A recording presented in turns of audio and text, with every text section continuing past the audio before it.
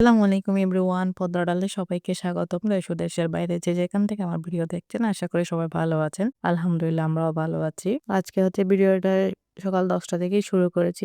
এটা হচ্ছে ১০টার নাস্তা। নুডলস বানাচ্ছিলাম একটু বাচ্চাদের জন্য ঝাল করে। সকালে আজকে তেমন নাস্তা বানানো হয়নি। সিম্পল একদম নরমাল যেটাই ছিল বিস্কিট দিয়ে চা খাওয়া হয়েছে। তো এখন বাচ্চাদেরকে নুডলস বানিয়ে দিচ্ছিলাম। আসলে মনের অবস্থা তেমন একটা ভালো নেই। সবখানে শুধু দুর্ঘটনা। এই যে পরশুদিনের ঘটনা নদীতে পুরা একটা বাস পড়ে গিয়েছিল। প্রায় ৪০ জন মতো মারাও গিয়েছে। কত হাসি খুশি নিয়ে পরিবার নিয়ে বউ বাচ্চা নিয়ে বের হয়েছিল বেড়াতে যাওয়ার জন্য। কিন্তু শেষ পর্যন্ত আর যাওয়া হলো না। আসলে আমাদের দেশে না কোনো নিরাপত্তা নেই। সেটা বলেন নৌকা বা জাহাজ বলেন, গাড়ি বলেন, ট্রেন বলেন সবখানে এই পরিস্থিতি। মানুষের কোনো নিরাপত্তা নেই জীবনের। এই যে ঈদের সময় প্রতি বছরে এরকম দুর্ঘটনা ঘটা থাকে। আজকে মনে হয় বাসের ধাক্কায় অনেকজন মারা গেছে। ট্রেনের দুর্ঘটনা। আসলে এগুলা প্রতিনিয়তই হচ্ছে। কোথাও যেতে গেলে না অনেক ভয় লাগে এই দুর্ঘটনাগুলো দেখলে। যারা দেশের বাড়িতে গিয়েছেন আসবেন একটু কেয়ারফুলি সাবধানতার সাথে আসবেন। সময় নিয়ে সমস্যা নেই, সময় লাগুক। আস্তে আস্তে গাড়ির ড্রাইভারকে বলে আসবেন। কারণ দেখতেই পাচ্ছেন জীবনের কোনো নিরাপত্তা নেই। এই যে বাচ্চাগুলা কান্না করছে, ছোট বাচ্চা, কেউ মা হারিয়েছে, কেউ ভাই হারিয়েছে, বাবা হারিয়েছে।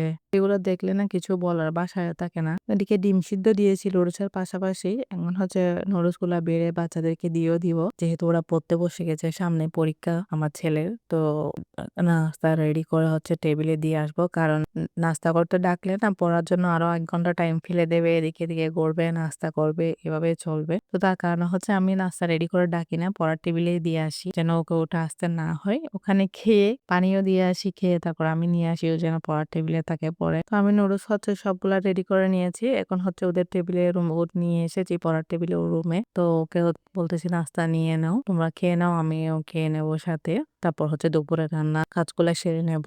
আমি গরুর মাংস ভিজিয়ে রেখেছিলাম। আজকে শুক্রবার, তো বিরিয়ানি রান্না করব।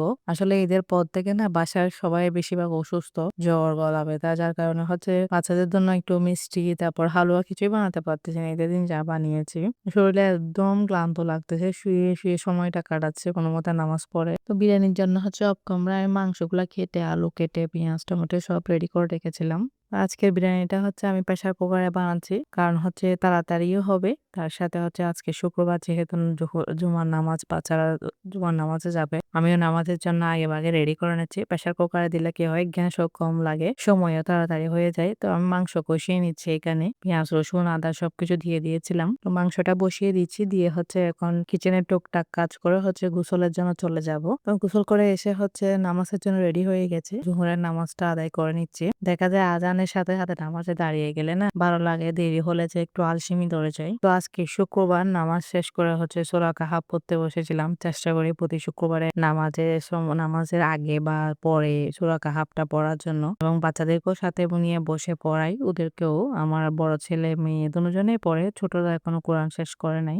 আমরা ৩ জনে মিলে পড়ার চেষ্টা করি। সেই সাথে আরো অন্যান্য সূরা আছে যেগুলো শুক্রবারে পড়লে অনেক ফজিলত, এগুলোও পড়ি। চেষ্টা করি আর বাচ্চাদেরকে নিয়ে এগুলো পড়ার। সেই জন্য শুক্রবারের রান্নাটা না আমি ১১টার দিকে কমপ্লিট করার চেষ্টা করি সবসময়। ১২টা, সাড়ে ১১টার পর থেকে নামাজের জন্য কোরআন পড়ার জন্য প্রস্তুতি নিয়ে নিই। দেখতে পাচ্ছেন মাশাআল্লাহ নামাজ কোরআন আদায় করে বিরিয়ানিটা দেখতে এসেছি। এখন প্রেসার কুকার খুলে আপনাদেরকে দেখাচ্ছি। মাশাআল্লাহ বিরিয়ানি একদম ঝরঝরে হয়েছে। তো টেবিলে নিয়ে এসেছি রেডি করে। কিরকম ঝরঝরা হয়েছে গরুর মাংস দিয়ে বিরিয়ানি, সাথে ডিম ছিল। তো আলহামদুলিল্লাহ আমাদের মধ্যবিত্তদের সাধারণ জীবন যাপন আর তো আল্লাহ কাছে শুকরিয়া আদায় করি। আলহামদুলিল্লাহ আল্লাহ আমাদেরকে ভালো রেখেছেন, সুস্থ রেখেছেন। তো আজকের ভিডিওটা এইটুকুই। যদি ভালো লাগে একটা লাইক এবং সাবস্ক্রাইব করবেন, বেল বাটন অন করে রাখবেন পরবর্তী ভিডিও দেওয়ার সাথে সাথে যেন নোটিফিকেশন পৌঁছে যায়। দেখা যায় মাঝে মাঝে আমার আপুরা না লাইক দিতে ভুলে যায়, তাই মনে করিয়ে দিচ্ছি আপু প্লিজ সবাই ভিডিও ফুল ওয়াচ করবেন এবং লাইক দিয়ে দেখবেন শুরুতেই। কারণ আমি না যাদের ভিডিও দেখি সবাইকে লাইকও দিই এবং ফুল ওয়াচ করার চেষ্টা করি। আর ভালো থাকবেন, সুস্থ থাকবেন। আল্লাহ হাফেজ।